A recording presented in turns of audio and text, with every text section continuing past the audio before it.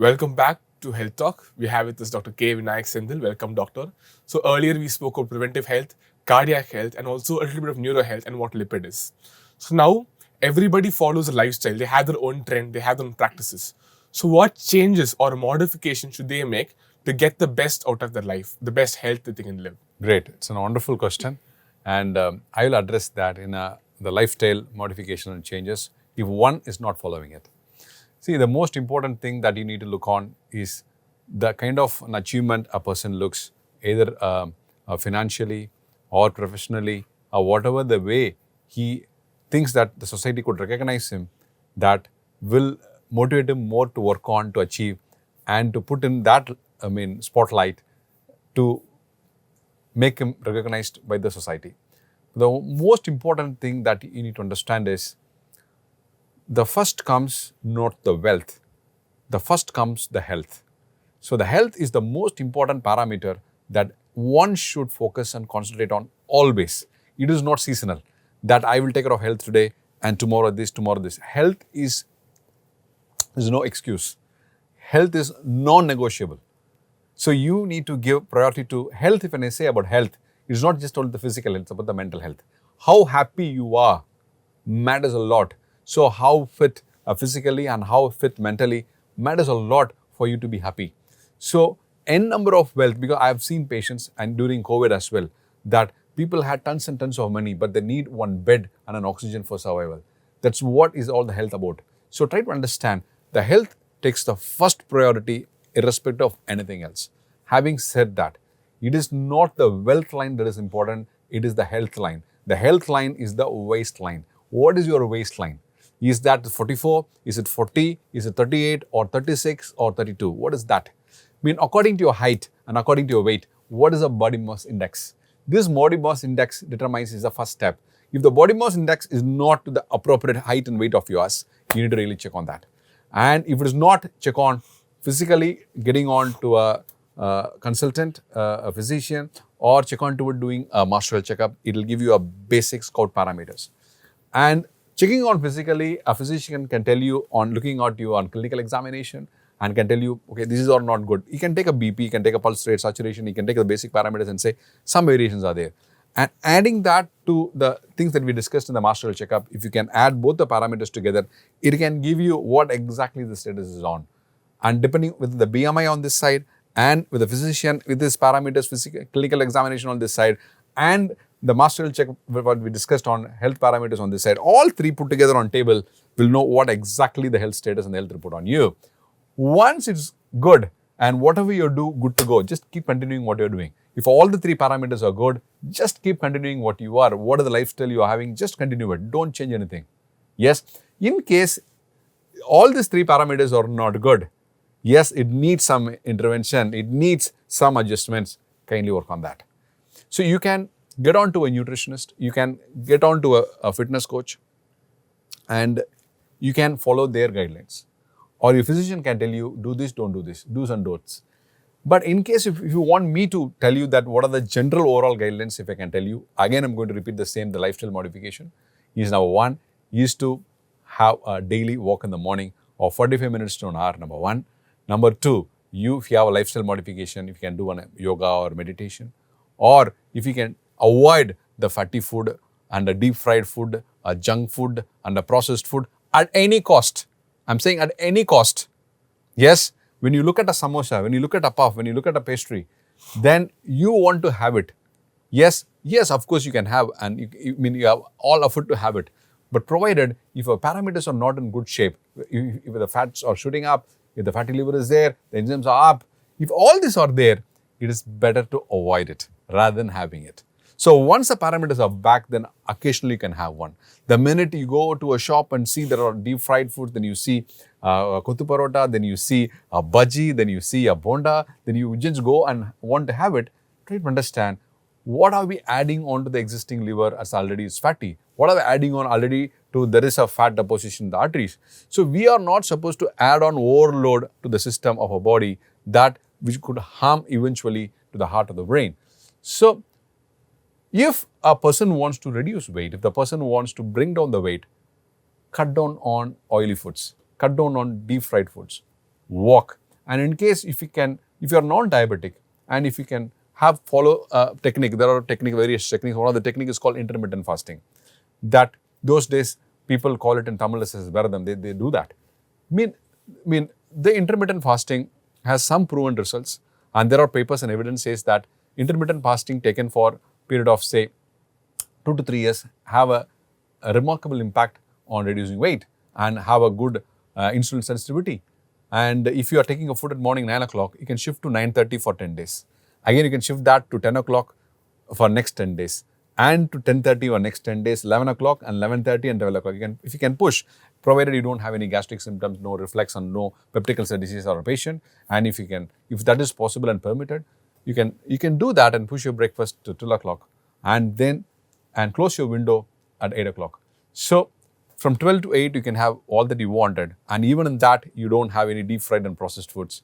And that can have a remarkable impact on the insulin sensitivity. If you are pre-diabetic, you can have a control on that. If your lipid profiles are shooting up, you can have control on that. If your progression of fatty liver is there, you can have a control on that. So the food we take, the window that we take matters a lot today. And more veggies, more greens, and a good exercise and a good fitness. All that you need to do is, if you are a fitness person you can push yourself into a gym and be there for an hour. Whatever, you just be there an hour. Or if you like yoga, be into a yoga place and be there for an hour. Or in a meditation spot, be there an hour. Walking, be there an hour. And be there with people make you happy. Be there people make you laugh. Be there with people make you comfortable. So being people around you make you comfortable. Being people who can give you fitness. Being fit good for your health could all change in one go over a period of time and can give you the desired results and a fit mind and a fit body. So, okay, doctor. So, from what you said, food seems to be the baseline for everything health. Apart from food and walking, what else a person can change in their lifestyle? Sleep. The most important is sleep. You asked this question. It's very, very important. If you could sleep for 6 to 8 hours, you will be a healthy person. If you can't sleep, it's going to affect each and every aspect of the body. From the brain to the heart to the kidney, every aspect of the body to the lungs, it's going to affect. So, the people who cannot sleep, identify what is causing you the disturbance. Address the disturbance. The disturbance is not worth it to prevent your sleep. A good sleep, a complete rest to the body, complete rest to the brain, entire body is a healthy mind and a healthy body. Sleep is a very, very, very, very important parameter that can have a very, very healthy and a sound body. So, what are your thoughts on autophagic sleep, doctor? People tend to take power naps all throughout the day just to catch up on the 6 to 8 hours recommended sleep. So, what are your thoughts on that? It's a very good question. Power nap is good. Power nap, that means sleeping for 5 minutes, 10 minutes on the go. When you travel and you just have a sleep. When you sit and when you work and suddenly 5-10 minutes sleep. Yes, it's very good.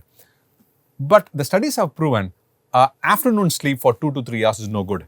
Because this afternoon 2 to 3 hours sleep can push your sleep, the regular sleep in the night. From what's supposed to be at 9 o'clock, 8 o'clock, or 10 o'clock, it's going to push you to 12 o'clock. That's no good for you. So, don't take that 2 to 3 hours of sleep in the afternoon and just push your sleep or an inadequate sleep in the night. So, be awake, work for the entire day. If you can take a power nap, that can give you an energy and just you can go on to the next. But taking a long sleep, is generally the studies proven that could jeopardize the good nighttime sleep is no good. So, we've covered food, we've covered exercise, we've covered sleep now. So, what else is that, doctor? Because these seem to be the big triathlon of what a person needs for their health. Apart from this, what are the tiny drops of water that make up the ocean of your health? Happiness, the mental peace, mental well-being is very, very important. Today, the world is taking a mental well-being is the most important. Because whatever you need to do, you need to be happy. Whether you want to work, whether you want to do something, you need to be happy. One of the most important way that you can be happy, yes, you can surround yourself with happy people. Be within a good relationship with the people who can make you happy. You have to take efforts to find an appropriate people, appropriate friend, appropriate partner. If you don't have a partner, appropriate partner. Yes, and if you have a partner, if you have an issue, find out what is going wrong and make yourself happy. You have to be happy by yourself. Others could be there around you to give you the comfort, but the happiness comes within inside. So you need to identify and find a way that you need to be happy for yourself. The happiness is what is the healthy mind about, and you are happy, then you can achieve a lot and you can do a lot and you'll be more productive. So you can do what you like to do. And in case you like to go to a beach, go to a beach. If you want to, if you want to go somewhere, go. You want to go for a holiday, go. So all these parameters, what you like to do, and you want to meet someone that they can make you happy, go and meet them. So what parameters could make you feel happy, you know better. So you just go towards it, work towards it, and take efforts towards it, and definitely that happy mind and the happy mental status and mental well-being, the most important parameter even for the physical well-being. If the mental well-being is not that great, and the physical well-being all going to be great. So that's very important. So always we say, you have to win in the mind so that you can win in the reality. So win in the mind is a healthy mind can do that. Yes? So that's what I want to say. So circling back to food, apart from oily foods, fat-based foods, deep-fried items, what alternatives apart from fruits and vegetables would you recommend for the dietary requirements? See, you need to take up plenty of proteins. Proteins are going to build the muscle. And protein is good for all aspects of life, essential amino acids. This is going to give from the protein. Protein, if you are a vegetarian, you have a lot of pulses and beans, a lot of protein-rich food. And if you are a non-vegetarian, the non-vegetarian protein are available in the chicken, available in the fish, and we have omega-3 fatty acids in the fish. So all these are going to have the animal-based protein. And when you look into the protein, if you are going to be an vegetarian, not a non-vegetarian, not a vegetarian, then you can take an egg white as a lot of protein. So protein sources, corn has a protein. So protein sources and also have a vegetable broth and a non-vegetarian broths, soups. So all this have a lot of protein. So this protein is very important for the muscle. So a person, he loses weight, then he sees the muscle. When the person loses the weight, he loses the weight and also the muscle. So in order to build the muscle, you need the protein. So protein is very, very important. So protein consumption is important. Number two, the most three important, the studies have proven that the ginger, the lime and the beetroot have a lot of antioxidants. And taking that will not harm on daily basis also regularly. That they can take it. And that can detox in the liver, detox in the general excretory system of the body, and the person can be healthy. And a lot of foods that could enhance the HDL, and HDL is a good cholesterol. Avocado has a lot of HDL, and almonds, nuts has a lot of HDL. So taking that and cod liver oil, fish liver oil, and taking fish has a lot of HDL, and fish has to be taken not a deep fried one again. Less oil has to be cooked properly and to be taken that way could definitely boost the HDL and heart health and eventually good cholesterol as well. So again, coming back to the basics, plenty of water. Take 1 liter can and take not in a plastic one and take it in a stainless steel or a good container, 4 liters of water and good hydration. A fruit a day, a salad a day with a happy people. Yes, and daily walk and lifestyle changes and modification. You will definitely have a healthy and a good life. So I think you summarize it better than I could, doctor. That's really good. So avocados, proteins are important. For vegetarians, cereal, pulses. For non-vegetarians, fishes and chicken. And also the vegetarians, egg. The egg white, that is, has a good amount of protein. So I think we spoke a lot about cardiac health, then we moved on to preventive health and also lifestyle modifications. So thank you, doctor. It was really nice hearing from you. Thank you.